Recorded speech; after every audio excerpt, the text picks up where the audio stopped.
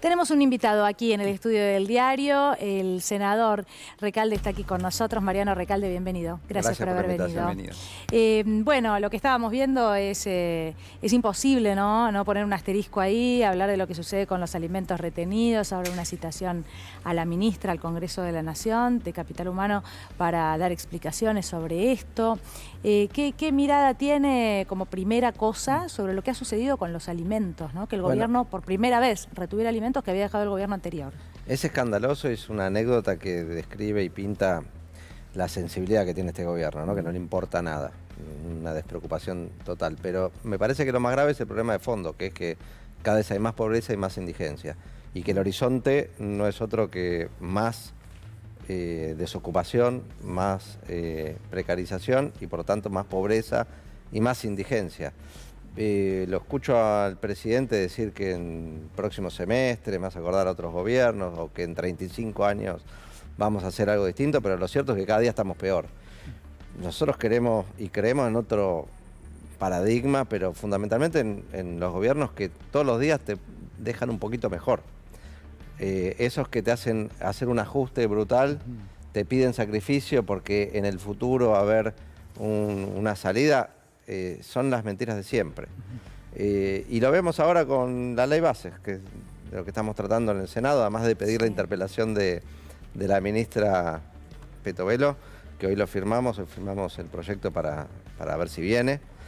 En la ley bases y la ley que viene acompañándola, sobre todo la segunda, la ley fiscal, vemos que Milei cumple parte de sus promesas electorales bajándole los impuestos a los ricos, a los bienes personales, y para compensar esa caída del ingreso en la recaudación, porque los ricos van a dejar de pagar o van a pagar menos impuestos, les ponen impuesto a las ganancias de los trabajadores y aumentan el monotributo, y particularmente el monotributo social, que pasa a ser de 3.200 pesos, como se paga hoy, a 26.600, según el proyecto de ley. La verdad que es una barbaridad y muestra para quién gobierna Milei y qué rumbo tiene este plan económico.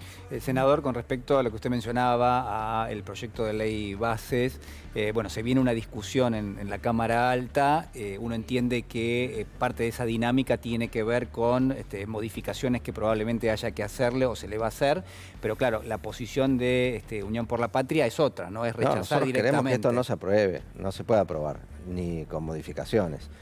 Y veo que hay muchos senadores que se expresaron, pero violentamente en contra de esto, con muchas críticas y demás, diciendo que así no lo podían aprobar, que querían o derogar capítulos, hacer modificaciones sustanciales. Después dijeron que las modificaciones que le habían propuesto eran meramente cosméticas, que no iban a acompañar, y de pronto aparecieron las firmas acompañando un dictamen.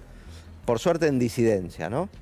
Esperemos que esto no quede así y que el día que se vote en el recinto o haya verdaderas modificaciones sustanciales que saquen de la ley las facultades delegadas, por ejemplo, que implican un cheque en blanco a este presidente, ni siquiera a un presidente, a este presidente, o que el RIGI lo saquen de la ley, que es un régimen que realmente va a destruir la industria nacional, a entregar los recursos naturales a los fondos de inversión extranjeros y a fundir además a nuestro Estado.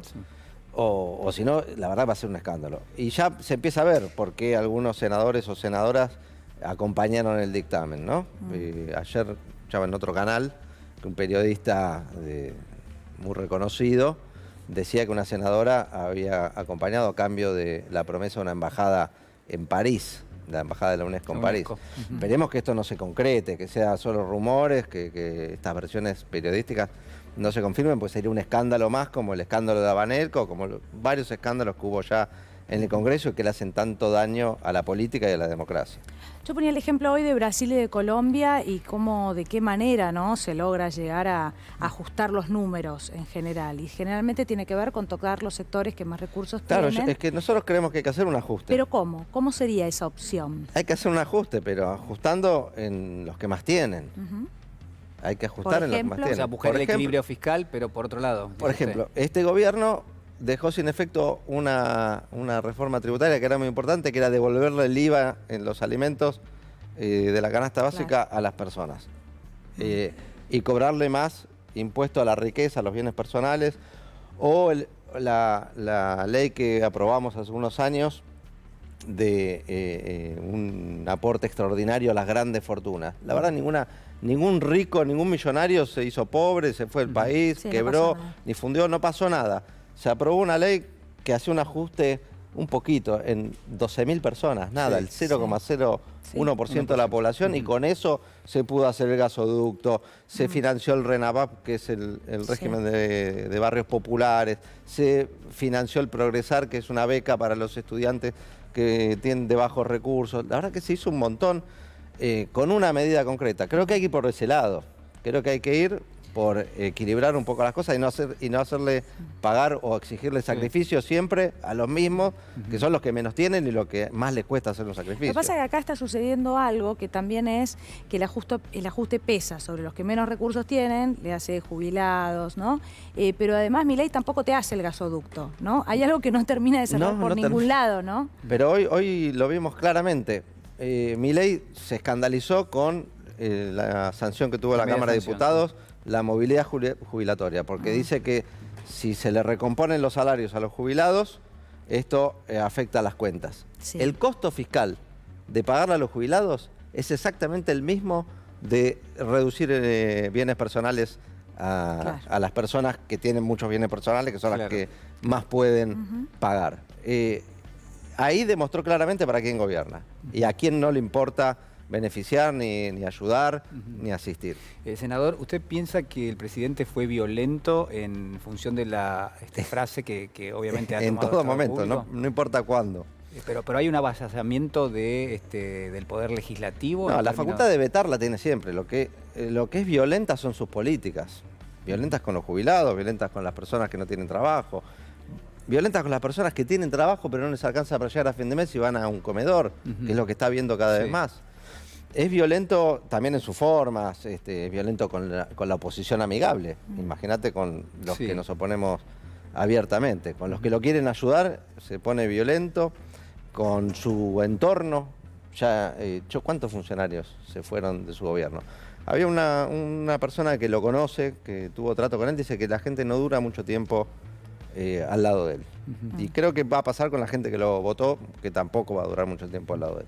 Bueno, hay varios casos, ¿no? Que nosotros puntualmente hemos entrevistado. También en política, es fácil que haya rupturas, ¿no? Movimiento de espacio y demás. ¿Qué pasa con los viajes del presidente de la Nación? Porque ahí también hay un gasto que se cuestiona, ¿no? En cada uno de estos viajes que parecen casi personales para posicionarse. El gasto puede ser ínfimo en relación a otros gastos que tiene el Estado. Es simbólico. No mueve la aguja del Estado, pero es una demostración. Pero ese gasto simbólico y además sin resultados. Es una demostración de que es un mentiroso. De que cuando dice que el problema son los gastos de la política, es mentira. Aparte, el problema de la gente no son los gastos de la política, que no inciden en nada, ni en el monto de lo que cobran de jubilaciones, ni lo que pagan de impuestos, ni las tarifas de la luz y el gas, ni el precio de los alimentos pasa por ni la cantidad de obras que se hacen, ni de puentes, ni de caminos, ni de escuelas, suben o bajan en función de que si hay un ministerio más o un ministerio menos. Y eso genera también. O si hace un viaje más o un viaje menos. A mí no me molesta que viaje, me molesta que diga que tenga un discurso antipolítica y después viaje además sin ningún cometido institucional. Bueno, a eso iba mi pregunta más allá del gasto, Sin ninguna utilidad para el país. Digo, un presidente tiene que estar abocado 24 horas por día a resolver los problemas que tiene la gente. Les tallan problemas en la cara todos los días, un problema distinto y el tipo está de viaje. Boludeando por el mundo. ¿Y qué piensa, senador, de lo que es el planteo básico que hizo el presidente de la Nación y su ministro de Economía desde que asumió?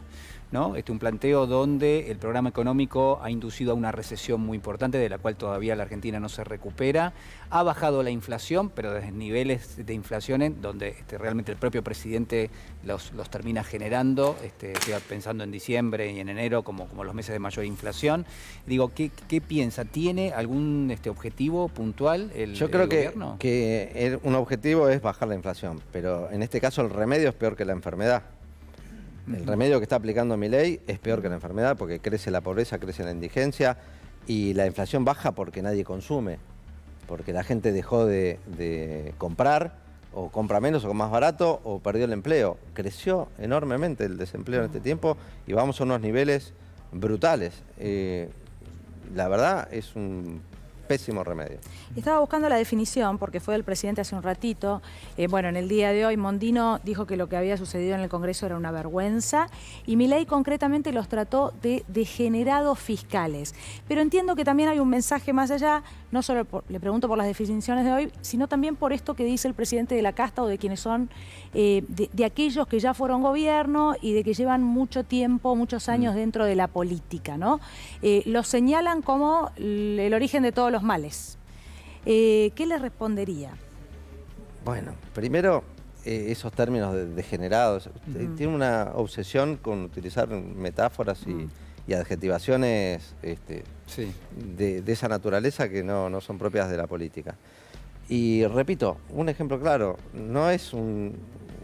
le parece ser un degenerado fiscal un costo creo que es el 0,2% del Producto Bruto Interno para aumentarlo a los jubilados, y no le parece degenerado ese mismo costo que implica dejar de cobrarle bienes personales a los ricos. Sí. Entonces, esa doble vara a mí me llama la atención. Y después, nos tiene acostumbrados a los exabruptos. Yo creo que no hay que acostumbrarse, que hay que repudiarlos permanentemente y seguir haciendo política, porque la política no es una mala palabra. El problema es las malas políticas. Y en su gobierno está lleno de políticos de carrera. El jefe de gabinete está en el Estado hace muchísimo. 40 años por diferentes gobiernos. En sus ministerios tiene un montón de políticos que fueron funcionarios en el gobierno de Macri y en el gobierno de la Rúa, ¿no? Y que vienen ahora a hacer lo nuevo. La verdad que ya nos demostraron que fracasaron. Y el otro día lo escuchaba a Sturzenegger diciendo, no, pero esta vez nos va a salir bien, con las mismas recetas. Y la verdad que, ya lo decía Einstein, ¿no? Nadie puede pensar que va a obtener resultados distintos haciendo siempre lo mismo. Gracias, senador, por haber venido. No, gracias por la invitación. Muchas gracias. Gracias.